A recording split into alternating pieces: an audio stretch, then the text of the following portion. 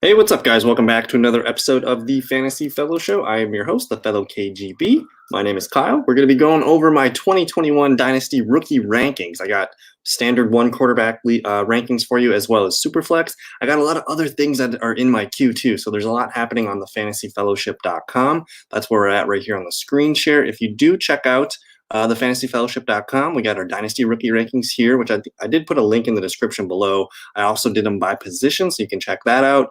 I also have a draft recap. So like if you wanted to just kind of see, what everybody did, there was 10 QBs, 18 running backs, 36 wideouts, 11 tight ends. It's just kind of filtered by quarterback, by position here. So that's kind of nice to look at and see the whole field. And then I'm currently working on our team page profiles, which I'll kind of show you guys a sneak peek of. I have a few of them done. Let me just click on the Broncos here. So if you go to the Broncos team page, which you can also access all the teams here on the tab, you're going to see head coach, OC, DC. The blue players are going to be drafted. The green's going to be the UDFAs that they signed, and it's just kind of penciling in the depth chart. I also have the draft class entered into there, and then any notable offseason additions. I'm probably going to be adding. You can also see last year's class. There's a couple links down here too. I'm probably going to be adding some statistics and some schedule things once those come out. So those are kind of just like a team snapshot, just what they're working with, depth chart, schedule, stats, things like that. So the team pages are in progress right now. If I go back to the home page real quick too, let's check out this 2021 Dynasty Rookie Rankings. I'm also working on a lot of getting my projections and stuff. I have my big spreadsheet here. That's everything's entered in from last year. So now that I know the draft and the players, I get to start projecting. So that's what all these blank numbers are. So we'll have projections. I'm hoping to have them out by June 1st. I'm just going to take the month of June or May to get my things in a row. We'll have that out, but I'll also be putting out team videos as well here. So the 2021 Dynasty Rookie Rankings, I just note that I'm going to tinker these throughout the summer. So if you haven't drafted yet, let me know. You can hit me up on Twitter at the fellow KGB, or just leave me a comment on YouTube here. That might be the easiest way to do it. I usually respond to those pretty well. So to me, at the top of the page here, I say I don't see much value in rounds 3 through 4 this year. So if you have like 2 third-round picks, try to move up. Try to move up into the top 1 or 2 rounds here. And then I did write just a little bit of a thought process for quarterbacks, running backs, wideouts, and the tight end. So let's look at the Superflex rankings come first, because I prefer the Superflex format. It's the most fun. A standard one quarterback league is almost too easy for me. If I'm going to draft in a one quarterback league, I'm just going to be like the last guy taking quarterbacks, and I'll just snag like 2 or 3 of those guys at the end. Give me the Ryan Tannehill of last year. Give me some of these guys that have some upside and are just kind of being slept on. So Superflex format, here is I only did the top 24, so the rest is kind of the same for one QB. So at the top, I got Trevor Lawrence. I don't have any problem with this, especially if you are in need of a quarterback. Even if you don't need a quarterback, you should probably just grab Trevor Lawrence. If you do have number 2, I like Trey Lance. I think Trey Lance might actually have the highest upside of all the quarterbacks. And if you had number 1, I wouldn't say it's crazy to take Trey Lance over Trevor Lawrence. I think the weapons in San Francisco, the coaching staff's in place, the good defense as well. I think Trey Lance is going to be a lot of fun. Let me just zoom in a little bit more here.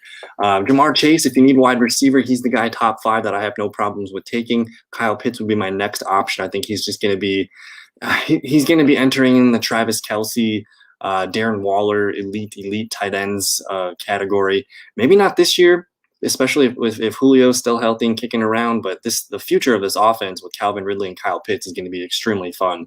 So Kyle Pitts, if you wanted, if you have the Travis Kelce already on your team, I wouldn't even be afraid to take Kyle Pitts, because you could probably flex him and see what happens there. So if you have a position of need for quarterback, it's Lawrence or Lance. Otherwise, I think Chase and Pitts should be the first positional, non-QB positions off the board. I do like Najee Harris quite a bit. I do have him at 5 in Superflex.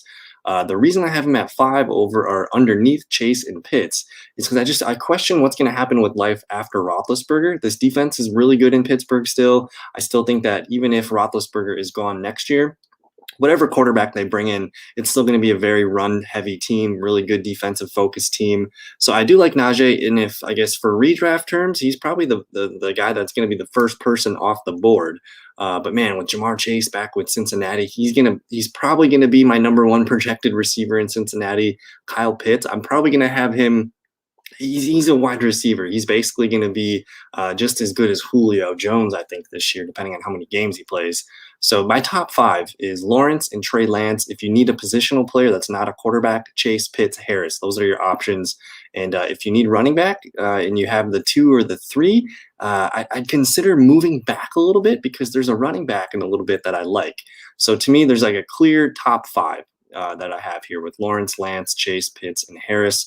And then after that, if you're in a super flex, I do think Justin Fields, man, in Chicago, we'll see what Matt Nagy can do over in that offense. There's also some concerns about can they keep offensive playmakers around. We don't know what's going on with Allen Robinson, but I like Montgomery, I like Cole Kmet, I like Darnell Mooney. We'll see about Anthony Miller. So there's just some, like, for me, I love the player, I like the fit, but it's just how much talent are they going to have around him? Because I can't really see that far out besides this year. I guess Montgomery's probably on the contract for one more year at least. So we'll see with Fields. I would imagine he'll be starting, week 4 or 5, maybe at the earliest of this year. So just a little bit of patience. So if you don't want a quarterback at 6, I think the next 2 clear options to take off the board is going to be Jalen Waddle for Miami and Javonte Williams.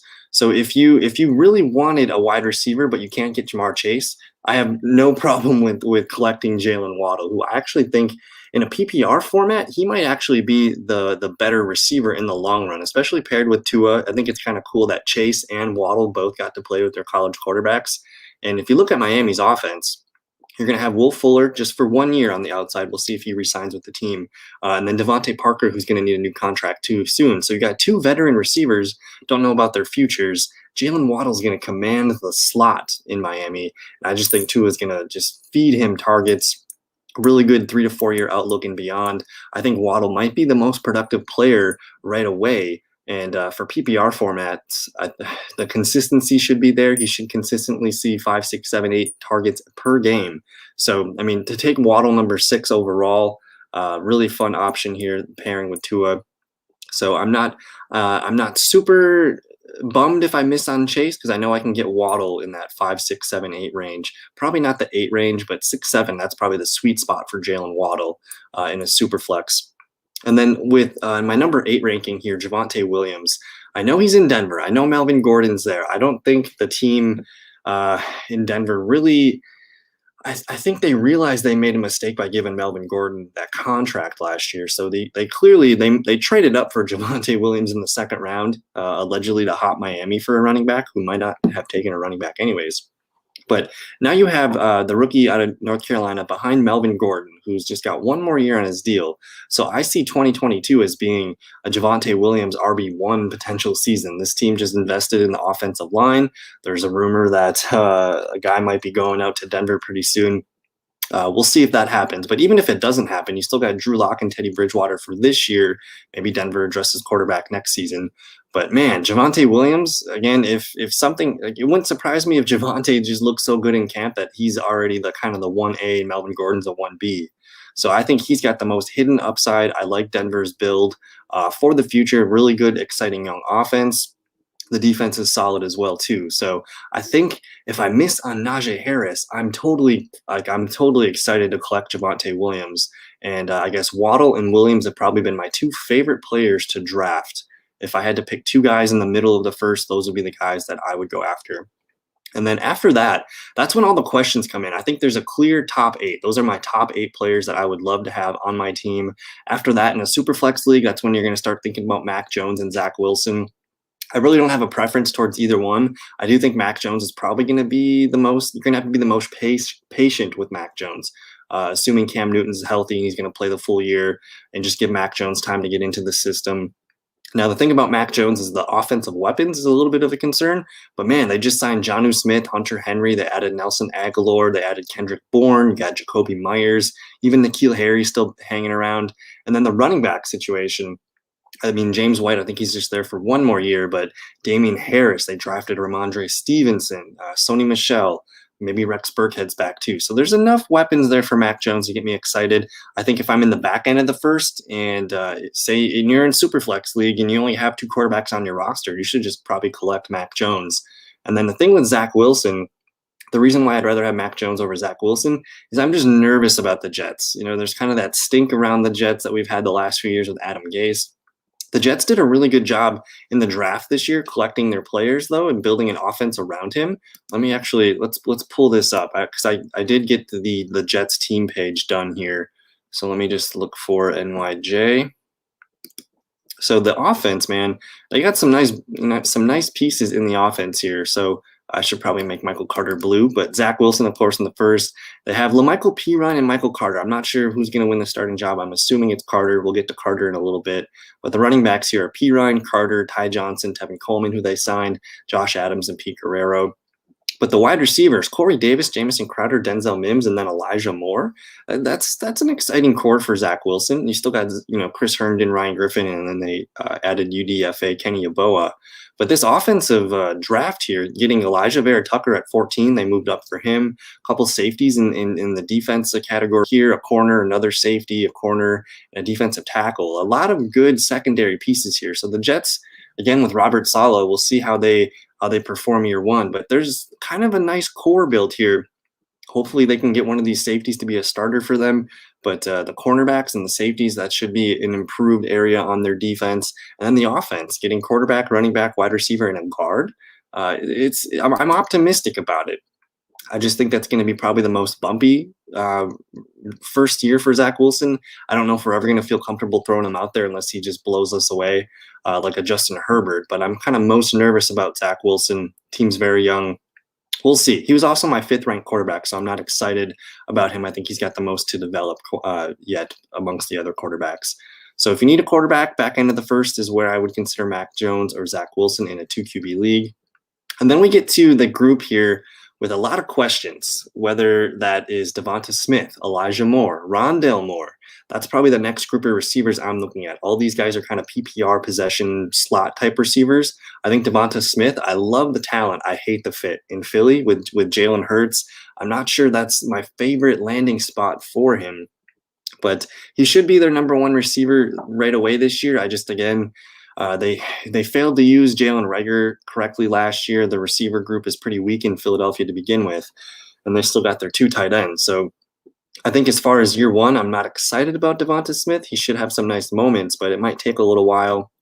And there was a rumor too that they could have drafted Justin Fields. I think a lot of Philly fans thought that they were moving up when they traded to 10 to get Justin Fields, but they end up with Devonta Smith. So I'm not super high on Devonta Smith. I think I would almost prefer Elijah Moore or Rondale Moore.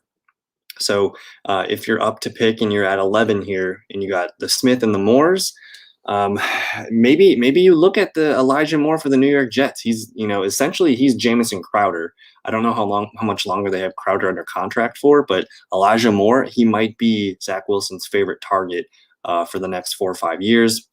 And then you get Rondale Moore here for Arizona, which, I mean, to be honest, between Smith, and Elijah, and Rondale, I want Rondale. I might have to adjust these rankings. Again, this is the first day that I've done these, and I'm probably going to continue to tinker them. But the more I think about it, I would personally rather have Rondale Moore. Now, there's injury concerns, a little bit smaller, but he's built well enough to take a punishment.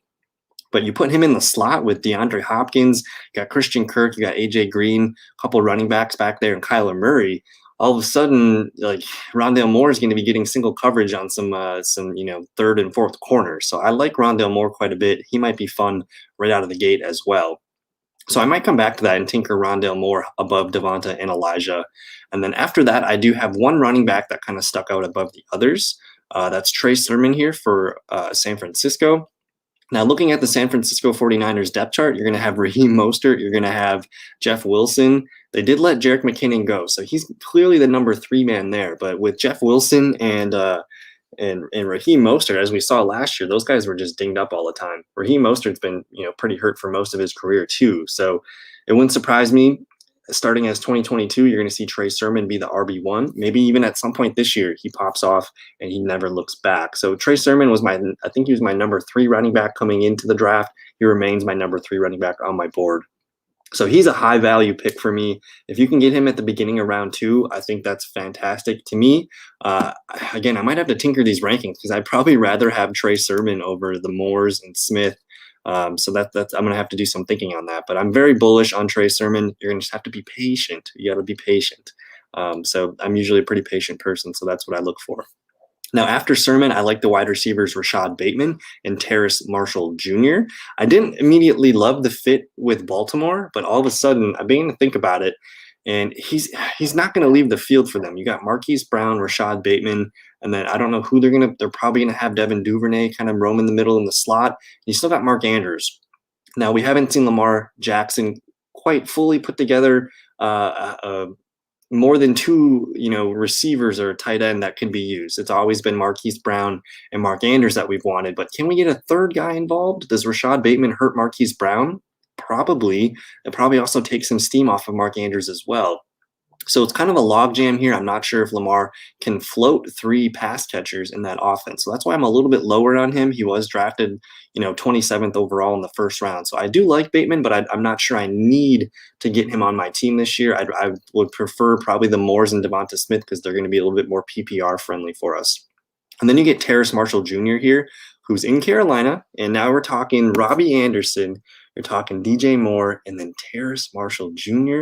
I love the fit for Carolina. It's super attractive. Now that I'm thinking about it, I probably would prefer Terrace Marshall over Rashad Bateman. You're getting Sam Darnold, and we've seen Sam Darnold, especially with guys like Brashad Perriman. Was that 2 years ago or last year where he had some success, throwing the deep ball there, and then I don't know. Just you got DJ Moore and Robbie Anderson. Terrace Marshall is not going to be getting the number one corner treatment. He might have a nice rookie season with some bright moments. And I think the Panthers did a really good job surrounding some more offensive weapons. They basically are replacing Curtis Samuel here. I think they're going to use DJ Moore a little bit more in his natural slot role and let Terrace Marshall kind of man the outside too. So I'm kind of, now that I talked through it, I'm kind of more excited about Marshall than Bateman. And then we're up to the running backs here. Now I have Michael Carter ahead of Travis Etienne, and I'm very low on Etienne. I wasn't very high on Etienne coming into this class. He might have been my number 4, number 5. I think Etienne was 4 and Carter was 5. But with the fit, you see Michael Carter has got he's got no competition in New York here. Looking at this depth chart, Pirine, Ty Johnson, Coleman, Adams, and Guerrero. So he's a really good pass catcher. The knock is he can't pass protect. So if he can learn that quickly, you're looking at a guy that might be a steal here in round 2. So if you are someone that's got, some nice depth at running back and you have a mid-round 2 pick and maybe you just want to be patient with Carter, this could be an RB2 in a year or two. So I do like Carter. He's got good vision, really sweet hands. He's going to struggle pass protecting for a little bit while he learns that. And then you get to Jacksonville, like Travis Etienne. Like, why Jacksonville? You got James Robinson. They signed, I believe it was Carlos Hyde and maybe another guy too. I get it, but like, man, the fit is just, it log jams, I think James Robinson's a beast. Now you're going to add Etienne to this offense. It's going to murky things up. I see Robinson, unless he's injured, I don't see any way for Etienne to become an RB2 this year at least, maybe in the future, but it's going to be patient. I do like Etienne, but I kind of view him as more of an RB2-3 flex option for his career. I don't know. It's going to take a James Robinson injury or a trade or something to get Etienne forced into more carries. He might have some nice PPR floor if they want to use him as their pass catching back, but man, I don't see the volume for him in the next 2-3 years, so I'm a little bit nervous there. And then we get to the bottom end of round 2, guys like Kadarius Toney, Amari Rogers. If you need a tight end, Pat Freiermuth, Amon-Ra St. Brown, Dwayne Eskridge, and Josh Palmer. So if you want a PPR option, that's Kadarius Toney. Not excited about Kadarius Toney. I'd rather have Amari Rogers or Dwayne Eskridge if you want a PPR player. With Amari Rogers, if Aaron Rodgers somehow sticks around, you're looking at a very good player at the end of round 2. He's basically Randall Cobb in that offense. He has ties to Randall Cobb with his dad and coaching staffs. So man, even if it's Jordan Love this year, or if they bring another quarterback in this year, I think Amari Rogers is going to still see the field a lot. They traded up to get him. And the Packers don't have a body like him. He's very small. He's like 5'10", maybe with the helmet on. And but he's built he's 210 pounds. So if Devonta Smith was 210 pounds, he probably would have been like the 3rd player taken or 4th player taken. But now you get Amari Rogers, who can add another little wrinkle to Matt LaFleur's offense. I'm excited about the fit here. As far as player fit, might be one of the best receiver spots that he could have landed. And I probably would, if I'm being honest, I'd rather have Rodgers over Kadarius Toney, maybe even somewhat over these other guys here too, just because I see a really good fit. The Packers have tried to use a smaller player to make these plays, but they finally invested into it. So we'll see if Rodgers sticks around. But this could be a really good friend for Jordan Love too, who's pretty good at making quick reads. So we'll see what happens in the future. Pat Freiermuth, if you miss on Kyle Pitts, I do like Freiermuth, but again, with Pittsburgh, we talked about who's their quarterback in the future. They do have Dwayne Haskins. They re-signed Mason Rudolph for a year. I'm just hesitant. I think I would rather take a shot on Rodgers, even Amon-Ra St. Brown, because Detroit, I mean, they got Tyrell Williams and Brashad Perriman and Quintez Cephas, but there's room for him to rise amongst the depth chart pretty quickly. And then this guy I'm excited about, Dwayne Eskridge in Seattle. He's gonna be their slot receiver. Tyler Lockett might lose some snaps in the slot, but you're going to probably see Lockett, Metcalf outside with Eskridge playing in the middle. He's a short guy, but he's really lengthy with the arms, and he's got some good speed. So look for Eskridge in the end of the second, maybe even third round. And then I got at the end here, Josh Palmer out of Tennessee. He went to the Chargers, and if you just go watch his YouTube video and picture Justin Herbert flinging the ball, I mean, we had guys like Jalen Guyton and Tyron Johnson catching some bombs. Josh Palmer is going to be a really nice fit and help stretch that offense for the Chargers. So I really like him as a round 3. I'd take him as high as 24th overall. So a lot of fun in the top 24 picks here. And then I'll kind of just briefly go over my one quarterback formats here. Nothing really changed. It's just I just moved up Chase, Pitts, and Harris because those guys are more valuable, I think, in a one quarterback league. If you wanted Lawrence or Lance, those guys are, end of the top 5 picks. And then nothing really changed. Justin Fields kind of in the middle of the first. I would say I'd wait for Mac Jones until second round. Zach Wilson, kind of middle of the second round. But all my players kind of stayed the same. I just elevated the quarterbacks in the Superflex rankings. So all I have left to really cover is the third and the fourth round. Again, not super excited about the third and fourth round. If you wanted a quarterback project, Davis Mills could be your guy. Houston went to Stanford. I do like Dyami Brown, though, with Washington. Again, the future at quarterback is nervous, but with Dyami Brown, you're getting a really big physical receiver. Kind of plays like A.J. Brown. I don't want to call him A.J. Brown, but there's elements of A.J. Brown to his game, and I like the fit. They got Curtis Samuel and Terry McLaurin. They could use a big receiver like that. But they also have Calvin Harmon coming back. Cam Sims came on at the end of last year. Logan Thomas is there. A couple pass catchers at the running back position. Dez Fitzpatrick can be interesting for Tennessee. There's a clear void at number 2 receiver for Tennessee. They did sign Josh Reynolds, but they lost Jonnu Smith and Corey Davis. And they only signed Josh Reynolds, so he's their number 2. But after that, you get Dez Fitzpatrick. I believe they drafted or signed another UDFA. But Dez Fitzpatrick here at beginning of round 4, I think he's going to be their number 3 receiver right away. So if you want someone with opportunity that might, be able to run with it, I like Fitzpatrick quite a bit, maybe even more than Dyami Brown. Tylan Wallace here with Baltimore. I love the player. The fit is just troublesome. Lamar, again, I hit on this earlier with Bateman. Lamar hasn't shown the ability to float more than 2 pass catchers for fantasy football. So if anything happens to some of the other guys, I do like Wallace, but man, it's a wait and see approach with the Baltimore young receivers. I got Frank Darby here for Atlanta. They took him in the 6th round. Very fast, very fun player to watch on tape. But I'm just with Julio Jones in the way for at least this year. You got to be really patient with Darby. He might be their number 3 or 4 this year, but you got to limit your expectations. He's going to stress patience. If you're looking for a round 3 running back that could return some immediate value, it's probably Ramondre Stevenson. Now he's going to be behind Damian Harris in the depth chart, but I think this is a challenge to Sony Michel. So Stevenson could be their number 2 running back by the mid to end season of this year. We'll see what happens there. He's a really big guy. He's a big fullback. He could be their goal line back. So a lot of fun there. And then basically after this, you're just looking for flyers. So Larry Roundtree for the Chargers. They don't really have a clear number 2 backup behind Eckler. Kenneth Gainwell. Now that the Eagles just signed Kerryon Johnson today, so this is probably going to drop for me. Nico Collins, the Houston Texans need a number 1 receiver. He's just a big physical guy. Jalen Camp, watch out for him in Jacksonville. He's going to be Georgia Tech receivers, man. They're built a little different. He's a big go up and get the ball guy. They don't throw the ball at Georgia Tech at all, but when they did, he was the guy that would catch the 5 or 6 attempts that they would have. So he's a fun player to monitor in Jacksonville. with Trevor Lawrence. And then keep an eye on Cornell Powell for Kansas City. I'm not sold on Mecole Hardman being the true number 2. They did lose Sammy Watkins. I kind of like Byron Pringle there. Demarcus Robinson, I don't know how long his contract's going for, but Cornell Powell shows up on tape in Clemson tape, and he's just fun to watch. He's big and physical at the catch point.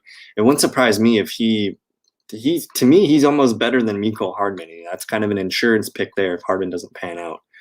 You got Khalil Herbert here with the Chicago Bears. Kylan Hill, I thought this was one of the best picks for running back late. I don't get why anybody didn't want him. Round 7 seems a bit like I figured him as a round 3 or 4 guy, and he fell to 7th round.